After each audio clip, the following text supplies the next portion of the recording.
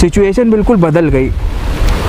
मतलब मेरे में कोई खोट नहीं था, मेरे में कोई खोट नहीं है, मैंने गलत व्यक्ति से शादी कर ली।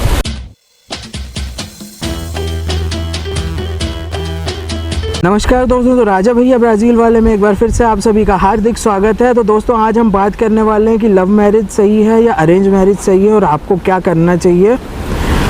बहुत सारे लोगों की ये धारणा है हमारी सोसाइटी में, स्पेशली जो पेरेंट्स हैं और है ना अंकल हैं और आंटी हैं है ना, चाचा हैं, चाची हैं, मौसी हैं, बुआ हैं, दादाजी हैं, पेरेंट्स हैं हमारे मम्मी पापा, उनकी ये धारणा है कि अरेंज मैरिज ही अच्छी है और लव मैरिज करोगे तो बर्बाद हो जाएगा, सब ख़त्म हो जाएगा और सक्सेस नहीं होगी, है ना। और कई बार ऐसा होता है, यंग जनरेशन का ऐसा होता है कि भाई लव मैरिज ही सही है। तो आज हम बात करने वाले हैं कि कौन सी मैरिज सही है और आपको क्या करना चाहिए। तो दोस्तों मैं क्लियर बता देता हूँ कि लव मैरिज में भी डाइवोर्स के केसेस हैं और सक्सेस हुई है, अरेंज मैरिज में भी डाइवोर्स के केसेस हैं और सक्सेस के भी केसेस हैं। तो आपको ये जनरलाइज़ नहीं करना कि भैया लव ही अच्छी है या अरेंज ही अच्छी है, ऐसा जनरलाइज़ आपको नहीं करना है। अभी आपने SRK की एक मूवी देखी होगी, चलते चलते 2003 में आई थी, उसमें SRK थे मुख्य किरदार और उसमें उनके साथ रानी मुखर्जी थी।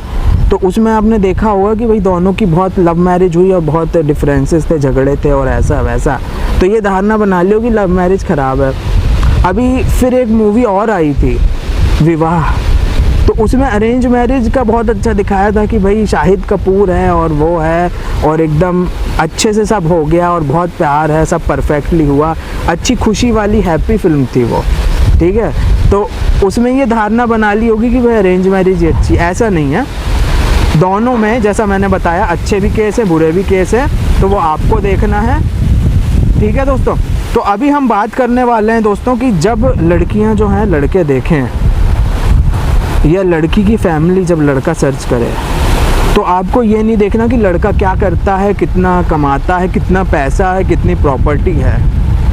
आपको ये भी नहीं देखना कि लड़का कैसा दिखता है, काला है, गोरा है, मोटा है, पतला है, ये सब भी नहीं देखना आपको। जब लड़के लड़की ढूंढें, लड़के की फैमिली लड़की ढूंढे, तब आपको ये नहीं देखना कि कितना दहेज देंगे या कितना पैसा है, कितना आपको वो देंगे, है ना, कितना दहेज देंगे, ये सब चीज़ें आपको नहीं देखनी है। या लड़की कैसी दिखती है या कितनी पढ़ी लिखी, ये सब बहुत सारी चीज़ें आपको ये नहीं देखनी।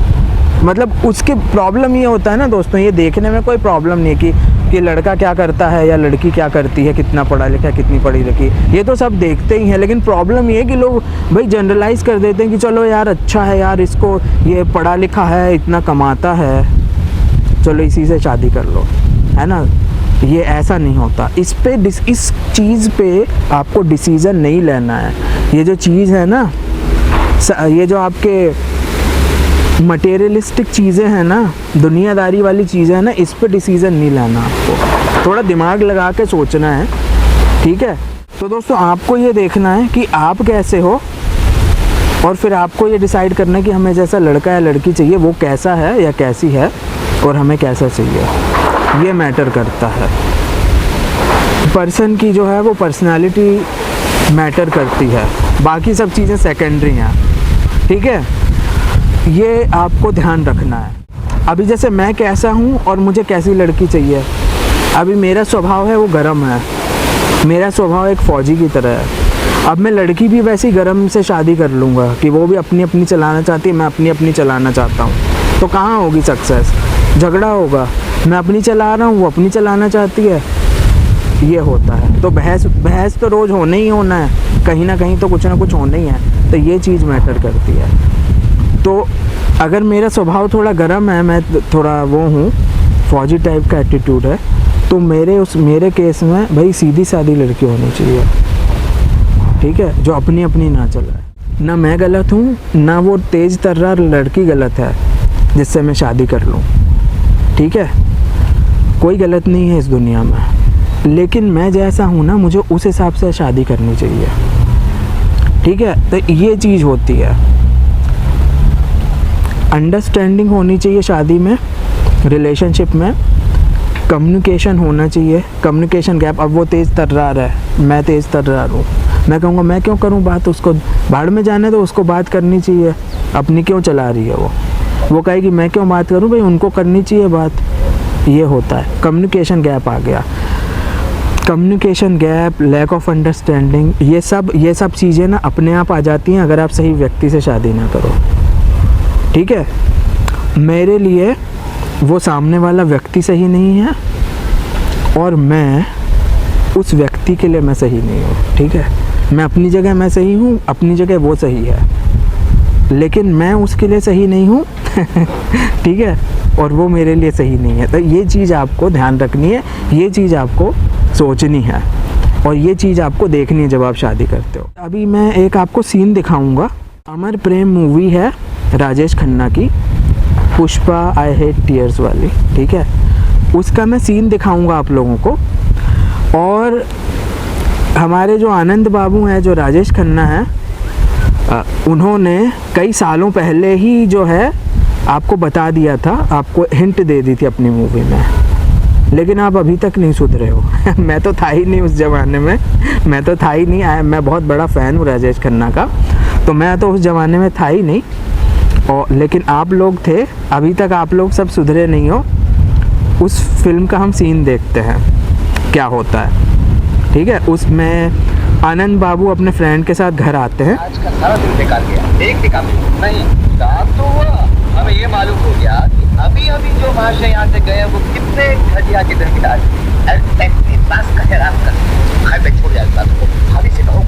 भाभी से को चाय पानी हो जाए। भाभी जी घर में नहीं है, घर में नहीं है, मैम साहब घर में नहीं। कोई बात नहीं, तो तू ही 2 प्याले चाय बना के ले विजय, तुम बैठो, मैं तेरे ऊपर साथ कवर बदल गया। कवर? ओ कवर, अच्छा अच्छा, सुनो टिकट हो जाओ। थैंक यू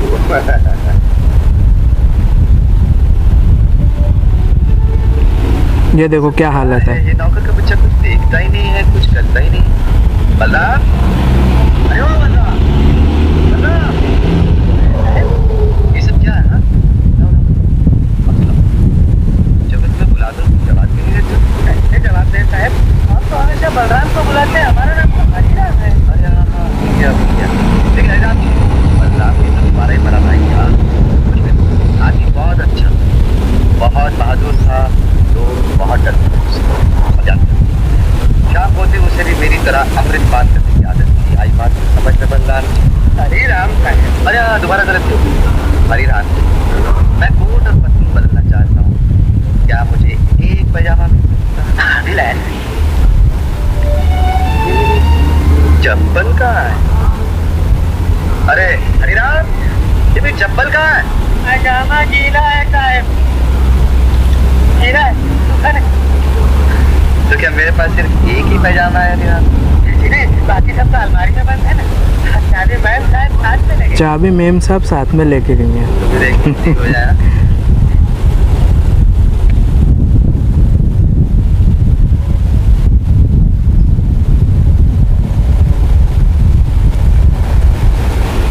साहब धोती मिल नहीं रही है, ढूंढ ढूंढ के थक गए। ये कैसी बातें कर रहे हो हरिराम? द्रौपदी वस्त्र हरण के वक्त तो आपने unlimited number of sari supply की थी और मेरे लिए शायद लॉन्ड्री में होगी। ठीक है, पहले हमें चाय पिला दो, उसके बाद लॉन्ड्री में जाकर हमारे कपड़े ले आओ।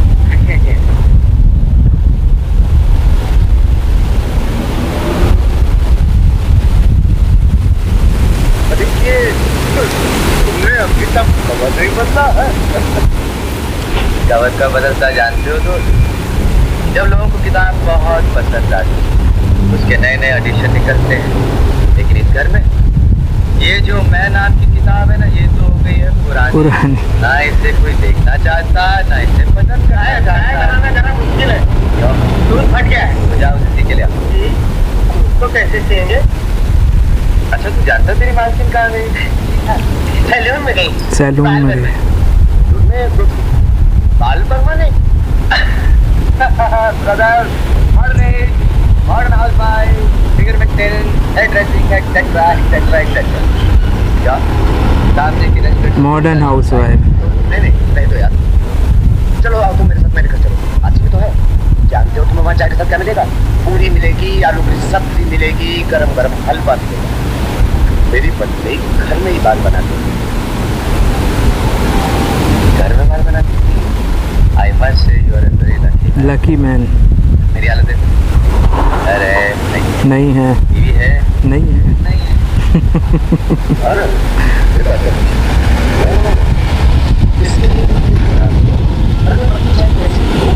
जाएगी आज भी सारा दिन मशीन की तरह काम कर सकता है, लेकिन जब वो वापस घर आता है तो उसे कुछ चाहिए और जब वो उसे घर में नहीं मिलता तो बाहर ढूंढता है। ये होता है। हेलो, कौन बैठा है? जी आता है भाई।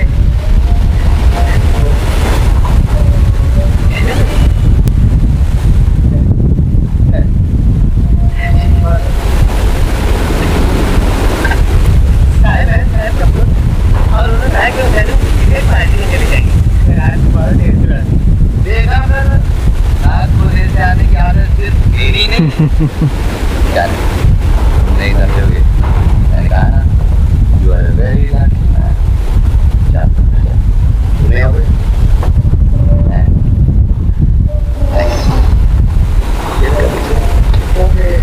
Good night.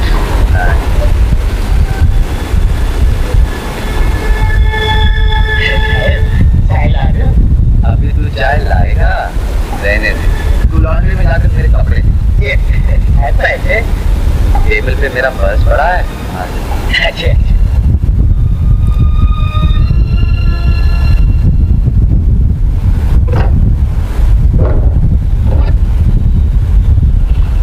स्मार्ट बनता है भाई। पैसे अब थोड़े अपने पास रख लिए और बाकी से ये होता है। हेलो अनीता जी, कौन सा बोल रहे हैं? अजी नहीं, वो घर पर नहीं है, किसी पार्टी में गई, मालूम नहीं, देर से आएंगे। जी, मैं उनका पतिदेव बोल रहा हूँ। ये देखो, बुरा लगा? नमस्कार।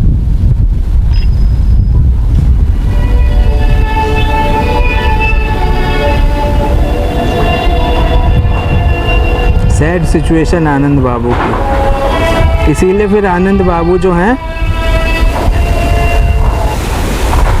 इसीलिए जो आनंद बाबू हैं वो पुष्पा के पास चले जाते थे। है ना?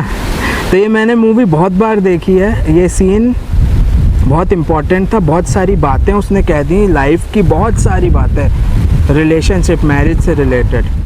सिर्फ पुष्पा के पास आनंद बाबू नहीं जाते थे, आनंद बाबू की जो वाइफ थी उनका भी कोई था। ठीक है, तो ये देखा आपने, जो आनंद बाबू हैं, जो राजेश खन्ना जी हैं, वो कोई अच्छी खासी भाई कंपनी के मैनेजर टाइप के लग रहे थे, सूट बूट पहने बिल्कुल। अब वो थके हारे घर पे आए ऑफिस के बाद, अब उनकी क्या वाइफ थी, वो तो भैया अपने ही उसमें थी। ठीक है, मैं ये नहीं कह रहा ब्यूटी पार्लर नहीं जाना चाहिए, कोई बात नहीं, वो तो आजकल तो वो सब बेसिक नेसेसिटी हो गई है महिलाओं की, कोई प्रॉब्लम नहीं है उसमें। लेकिन वही टाइम होता है ना, हस्बैंड आ रहा है तो आपको घर पे रहना चाहिए कि नहीं रहना चाहिए, ये चीज़ होती है। तो उन्होंने, आनंद बाबू की क्या गलती हो गई छोटी सी, कि वो सिंपल थे, सिंपल कॉमन मैन, एक कोई भी टिपिकल इंडियन थे वो। आनंद बाबू जो थे वो एक सिंपल टिपिकल इंडियन थे, ट्रेडिशनल। और उन्होंने क्या गलती कर ली, उन्होंने थोड़ी सी मॉडर्न, कुछ ज़्यादा ही मॉडर्न, उस ज़माने के लिए तो कुछ ज़्यादा ही मॉडर्न हो गई वो तो पुराना ज़माना था, तो उस ज़माने के लिए वो कुछ ज़्यादा ही मॉडर्न हो गई। तो वैसी मॉडर्न महिला से उसने शादी कर ली कि भाई वो देर रात से आएगी, पार्टी में जा रही है, ब्यूटी पार्लर गई है, वहाँ से तैयार होके वो पार्टी में जाएगी। और आनंद बाबू जो थे, जब उन्होंने डायलॉग मारा था ना कि घर है नहीं है, बीवी है नहीं है, जब व्यक्ति थक हार के घर आता है तो उसको कुछ चाहिए कि भाई कोई चाय पिला दे, कोई भाई साथ में बैठ के बात कर ले, कैसा रहा दिन, क्या रहा, चार प्यार मोहब्बत की बातें कर लो। तो जब वो कुछ नहीं मिलता उसको, तो फिर वो बाहर तलाशता है। तो आनंद बाबू जो थे वो पुष्पा के यहाँ चले जाते थे। तो ये चीज़ होती है। ठीक है दोस्तों, यहाँ पे सब कुछ आ गया, लैक ऑफ अंडरस्टैंडिंग, यहाँ पे कम्युनिकेशन गैप भी आ गया, लैक ऑफ कम्युनिकेशन, सब कुछ आ गया यहाँ पे सब क्लियर हो गया कि आपको कैसा पर्सन ढूंढना चाहिए। और ये राजेश खन्ना जी की जो अमर प्रेम थी उसने पहले ही बता दिया था, लेकिन फिर भी आज जो है वो तलाक होते हैं और प्रॉब्लम्स होती है। लोग सोचते नहीं हैं, थोड़ा सोचना स्टार्ट करो आप, थोड़ा सा ओपन माइंडेड बनो, थोड़ा सा, तो फिर आपको सही रहेगा। तो जैसे आनंद बाबू के मित्र थे, उन्होंने ये बताया कि भाई मेरी जो वाइफ है वो तो घर में ही करती है, जो बाल का है, जो ब्यूटी पार्लर नहीं जाती, वो तो ठीक है, वो छोड़ो, ऊपर पर्सनल चीज़ें हैं। लेकिन हाँ, उन्होंने कहा कि तुम मेरे घर जाओगे तो तुम्हें वो पूड़ी मिलेगी और ये मिलेगा, खीर मिलेगी, ऐसा मिलेगा। तो बोल रहे थे यार तुम तो बहुत लकी हो यार कि भाई आदमी घर का आया तो उसको कुछ खाने को तो मिल गया। तो ये होता है। तो आप कैसे हो, आपको उसी हिसाब से लाइफ पार्टनर चूज़ करना है, फिर चाहे आप कहीं पे भी करो। अभी हम इंडिया की अरेंज मैरिज, लव मैरिज की बात करते हैं, तो अभी हम नहीं कह सकते कि आनंद बाबू की लव मैरिज थी, अरेंज मैरिज थी, कोई भी हो सकती है, लेकिन प्रॉब्लम्स हो गई ना बाद में, ये चीज़ होती है। तो लव मैरिज, अरेंज मैरिज को जनरलाइज करना बंद करो। अभी दूसरी बात करते हैं फाइनेंशियल बैकग्राउंड। फाइनेंशियल बैकग्राउंड भी थोड़ा मैटर करता है, ठीक है। अभी जैसे है चाणक्य ने एक बहुत अच्छी कोट लिखी है, उनकी कोट है, never make friends with people who are above or below in status, such friendship never give you happiness. उन लोगों से दोस्ती मत करो जो आपसे स्टेटस में बहुत ज़्यादा ऊपर हैं या बहुत ज़्यादा नीचे हैं, क्योंकि वो जो दोस्ती हैं वो कोई खुशी नहीं देती। सिमिलरली लागू होता है मैरिज में और रिलेशनशिप में, ठीक है दोस्तों। तो अभी हम बात करते हैं, इसी पे बात करते हैं। अब मान लो मैं मैनेजरियल पोस्ट पे काम कर रहा हूँ, मेरी सैलरी है 30,000 रुपये, ठीक है। अब मैंने किसी बिजनेसमैन की बेटी से शादी कर ली, जिसकी सैलरी है, जिसके पापा जी की जो अर्निंग है एक महीने की 2-4 लाख रुपए है। मतलब मेरी 30,000 मंथली सैलरी है, उनके जो हमारे ससुर जी हैं उनकी सैलरी 2-4 लाख रुपए है महीने की। अब वो जो मैडम है, हमारी जो वाइफ हैं, उनको तो भैया फ़्लाइट से ही घूमना अच्छा लगता है। अब वो जो है लड़की, वो तो भाई शॉपिंग मॉल कहीं जाती है दोस्तों के साथ, 4-5 हज़ार की शॉपिंग, 4-5 हज़ार ऐसे ही उड़ा देती है शॉपिंग करके। ठीक है, तो ऐसा होता है। अब क्या होगा कि मैं उसको फ़्लाइट में ट्रैवल नहीं करा सकता, मेरी सैलरी 30,000 है, ठीक है। मैं अगर उसको फ़्लाइट में लेके जाऊंगा ना, घुमाना है, आना जाना दोनों की टिकट, उसमें ही मेरे मंथ की पूरी सैलरी चली जाएगी, ठीक है। अब मैं उसको ट्रेन में एसी क्लास में ले जाऊंगा, अच्छा बढ़िया एकदम मस्त एसी में ले जाऊंगा, तो उसको वो पसंद नहीं आएगा, प्रॉब्लम्स होंगी, ठीक है। तो प्रॉब्लम्स तो होनी ही है, क्योंकि मैंने अपने स्टेटस से बहुत ऊपर वाले स्टेटस में शादी कर ली। तो दोस्तों ऐसा बहुत होता है, ऐसे बहुत सारे रिलेशनशिप्स हैं, ठीक है, कि भाई प्यार मोहब्बत में पढ़ के वो ये स्टेटस और ये सब चीज़ें ही नहीं देखते प्यार मोहब्बत में पढ़ के, और लफड़ा हो जाता है। तो वो भी एक पॉइंट है। तो अगर मैंने एक बिजनेसमैन की बेटी जिसके 2-4 लाख रुपए कमाई है महीने की, उसकी जगह मैंने कोई अपने ही लेवल में शादी की होती या अपने लेवल से थोड़े से नीचे शादी की होती। मैं एक बहुत सिंपल एग्जांपल देता हूँ, मतलब मैं एसी में ट्रैवल करता हूँ, अब मेरी जो वाइफ है वो, उसने कभी एसी में ट्रैवल ही नहीं किया, स्लीपर क्लास में ट्रैवल करती है वो, ठीक है, बहुत साधारण एग्जांपल है। अब मैं ऐसी लड़की से शादी कर लेता हूँ जो मेरी फैमिली के स्टेटस से थोड़ा सा नीचे, थोड़ा सा, लेकिन अच्छी है, घरेलू है, सब ठीक है, मैंने उससे शादी कर ली। अब क्या होगा कि मैं जब घुमाने ले जाऊंगा तो उसको एसी में ले जाऊंगा। अब वो तो मैडम ने कभी स्लीपर क्लास से ऊपर ट्रैवल ही नहीं किया, तो अब बात होगी, ठीक है, अब चेंज हो गई सिचुएशन। अभी सिचुएशन जो है वो चेंज हो गई।